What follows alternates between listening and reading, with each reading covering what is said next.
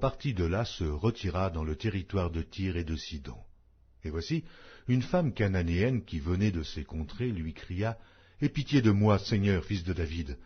Ma fille est cruellement tourmentée par le démon. » Il ne lui répondit pas un mot, et ses disciples s'approchèrent et lui dirent avec insistance « Renvoie-la, car elle crie derrière nous. » Il répondit « Je n'ai été envoyé qu'aux brebis perdues de la maison d'Israël. » Mais elle vint se prosterner devant lui, disant « Seigneur, secours-moi. » Il répondit « Il n'est pas bien de prendre le pain des enfants et de le jeter aux petits chiens. » « Oui, Seigneur, dit-elle, mais les petits chiens mangent les miettes qui tombent de la table de leur maître. » Alors Jésus lui dit « Femme, ta foi est grande, qu'il te soit fait comme tu veux. » Et à l'heure même, sa fille fut guérie. Jésus quitta ces lieux et vint près de la mer de Galilée. Étant monté sur la montagne, il s'y assit. Alors s'approcha de lui une grande foule, ayant avec elle des boiteux, des aveugles, des muets, des estropiés et beaucoup d'autres malades. On les mit à ses pieds, et il les guérit, en sorte que la foule était dans l'admiration de voir que les muets parlaient, que les estropiés étaient guéris, que les boiteux marchaient, que les aveugles voyaient, et elle glorifiait le Dieu d'Israël. Jésus, ayant appelé ses disciples, dit « Je suis ému de compassion pour cette foule, car voilà 3 jours qu'ils sont près de moi, et ils n'ont rien à manger. Je ne veux pas les renvoyer à jeun, de peur que les forces ne leur manquent en chemin. » Les disciples lui dirent « Comment nous procurer dans ce lieu désert assez de pain pour rassasier une si grande foule ?» Jésus leur demanda « Combien avez-vous de pain ?» 7, répondirent-ils, et quelques petits poissons. Alors il fit asseoir la foule par terre, prit les 7 pains et les poissons, et, après avoir rendu grâce, il les rompit et les donna à ses disciples, qui les distribuèrent à la foule.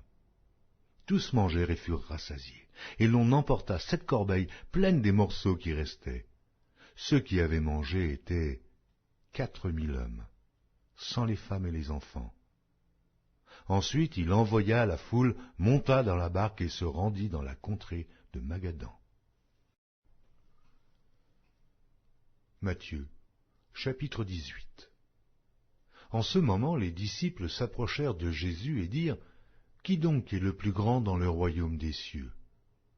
Jésus, ayant appelé un petit enfant, le plaça au milieu d'eux et dit « Je vous le dis en vérité, si vous ne vous convertissez, et si vous ne devenez comme les petits enfants, vous n'entrerez pas dans le royaume des cieux. C'est pourquoi quiconque se rendra humble comme ce petit enfant sera le plus grand dans le royaume des cieux. Et quiconque reçoit en mon nom un petit enfant comme celui-ci me reçoit moi-même. Mais si quelqu'un scandalisait un de ces petits qui croient en moi, il vaudrait mieux pour lui qu'on suspendît à son cou une meule de moulin et qu'on le jetât au fond de la mer. Malheur au monde à cause des scandales, car il est nécessaire qu'il arrive des scandales. Mais malheur à l'homme par qui le scandale arrive.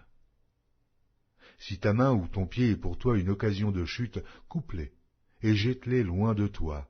Mieux vaut pour toi entrer dans la vie boiteux ou manchot que d'avoir 2 pieds ou 2 mains et d'être jeté dans le feu éternel. Et si ton œil est pour toi une occasion de chute, arrache-le et jette-le loin de toi. Mieux vaut pour toi entrer dans la vie n'ayant qu'un œil que d'avoir 2 yeux et d'être jeté dans le feu de la géhenne.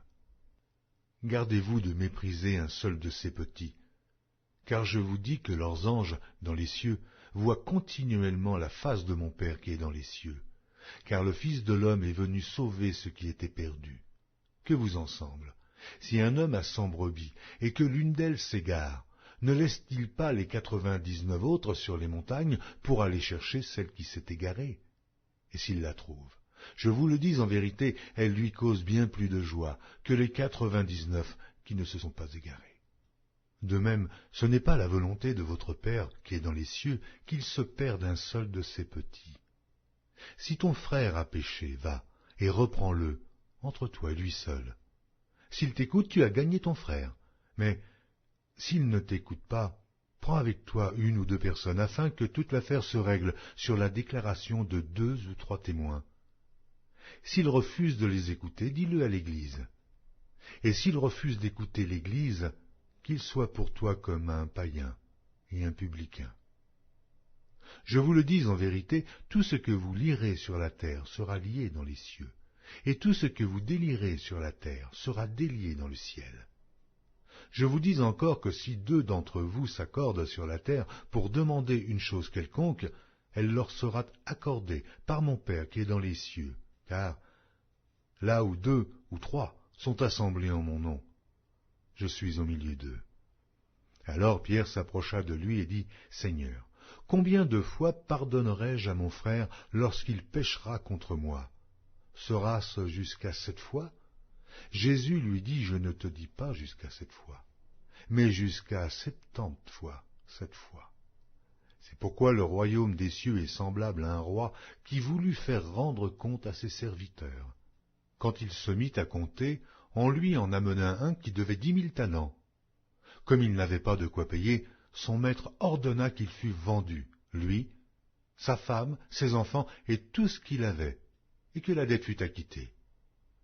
Le serviteur, se jetant à terre, se prosterna devant lui et lui dit, « Seigneur, aie patience envers moi, et je te paierai tout. » Ému de compassion, le maître de ce serviteur le laissa aller et lui remit la dette.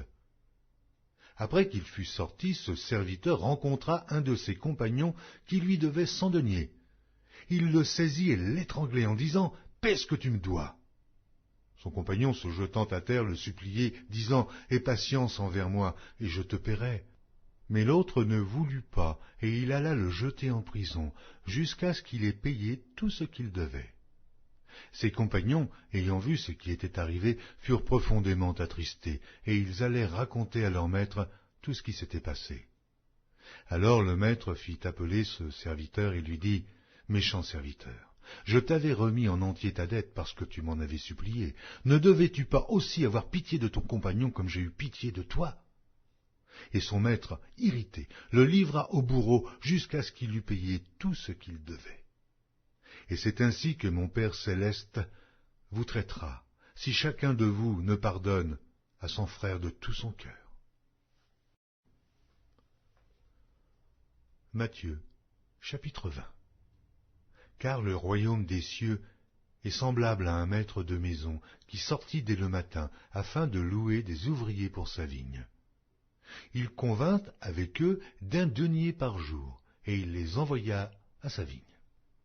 Il sortit vers la 3e heure, et il en vit d'autres qui étaient sur la place sans rien faire. Il leur dit, « Allez aussi à ma vigne, et je vous donnerai ce qui sera raisonnable. » Et ils y allèrent. Il sortit de nouveau vers la 6e heure, et vers la 9e, et il fit de même.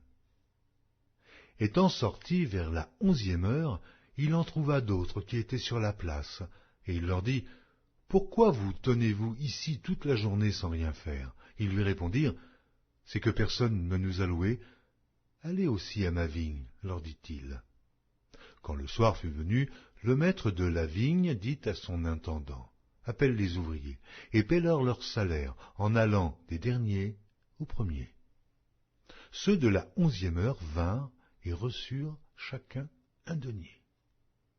Les premiers vinrent ensuite, croyant recevoir davantage, mais ils reçurent aussi chacun 1 denier. En le recevant, ils murmurèrent contre le maître de maison et dirent, « Ces derniers n'ont travaillé qu'1 heure, et tu les traites à l'égal de nous, qui avons supporté la fatigue du jour et la chaleur. » Il répondit à l'un d'eux, « Mon ami, je ne te fais pas tort. N'es-tu pas convenu avec moi d'1 denier? Prends ce qui te revient, et va-t'en. Je veux donner à ce dernier autant qu'à toi.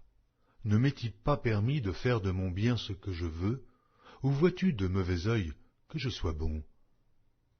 Ainsi, les derniers seront les premiers, et les premiers seront les derniers. » Pendant que Jésus montait à Jérusalem, il prit à part les 12 disciples et leur dit en chemin, « Voici, nous montons à Jérusalem, et le Fils de l'homme sera livré aux principaux sacrificateurs et aux scribes, et ils le condamneront à mort, et ils le livreront aux païens, pour qu'ils se moquent de lui, le battent de verges et le crucifient, et le troisième jour, il ressuscitera. » Alors la mère des fils de Zébédée s'approcha de Jésus avec ses fils et se prosterna pour lui faire une demande. Il lui dit, « Que veux-tu ? Ordonne, lui dit-elle, que mes deux fils que voici soient assis dans ton royaume, l'un à ta droite et l'autre à ta gauche. » Jésus répondit, « Vous ne savez ce que vous demandez. Pouvez-vous boire la coupe que je dois boire ? » ?»« Nous le pouvons, dirent-ils. Et il leur répondit, « Il est vrai que vous boirez ma coupe, mais pour ce qui est d'être assis à ma droite et à ma gauche, cela ne dépend pas de moi, et ne sera donné qu'à ceux à qui mon Père l'a réservé. » Les 10 ayant entendu cela furent indignés contre les deux frères. Jésus les appela et dit, « Vous savez que les chefs des nations les tyrannisent, et que les grands les asservissent. Il n'en sera pas de même au milieu de vous. Mais quiconque veut être grand parmi vous, qu'il soit votre serviteur, et quiconque veut être le premier parmi vous, qu'il soit votre esclave. C'est ainsi que le Fils de l'homme est venu non pour être servi, mais pour servir et donner sa vie comme la rançon de plusieurs. » Lorsqu'ils sortirent de Jéricho, une grande foule suivit Jésus, et voici 2 aveugles, assis au bord du chemin, entendirent que Jésus passait et crièrent, « Aie pitié de nous, Seigneur, fils de David !» La foule les reprenant pour les faire taire, mais ils crièrent plus fort, « Aie pitié de nous, Seigneur, fils de David !» Jésus s'arrêta, les appela et dit, « Que voulez-vous que je fasse ?» Ils lui dirent, « Seigneur, que nos yeux s'ouvrent. » Ému de compassion, Jésus toucha leurs yeux, et aussitôt ils recouvrèrent la vue et le suivirent.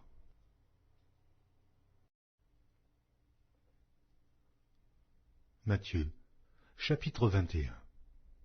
Lorsqu'ils approchèrent de Jérusalem, et qu'ils furent arrivés à Bethphagée vers la montagne des Oliviers, Jésus envoya 2 disciples en leur disant, « Allez au village qui est devant vous. Vous trouverez aussitôt une ânesse attachée et un ânon avec elle. Détachez-les et amenez-les-moi. Si quelqu'un vous dit quelque chose, vous répondrez, « Le Seigneur en a besoin. » Et à l'instant, il les laissa aller.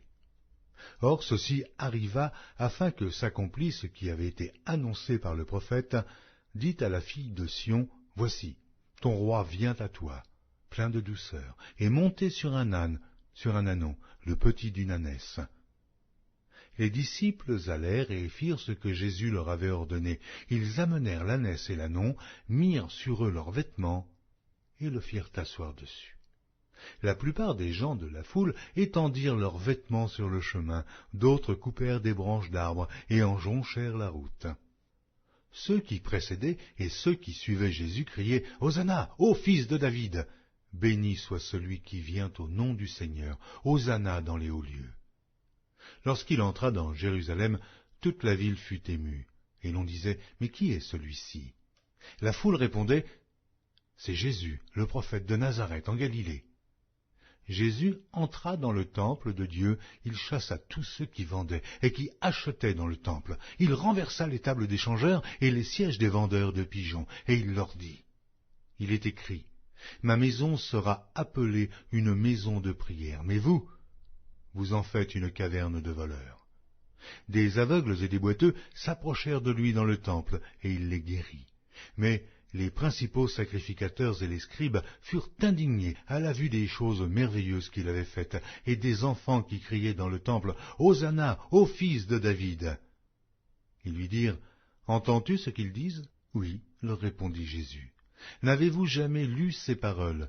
Tu as tiré des louanges de la bouche des enfants et de ceux qui sont à la mamelle. » Et, les ayant laissés, il sortit de la ville pour aller à Béthanie, où il passa la nuit.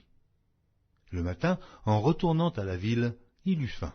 Voyant un figuier sur le chemin, il s'en approcha, mais il n'y trouva que des feuilles, et il lui dit « Que jamais fruit ne naisse de toi. » Et à l'instant, le figuier sécha.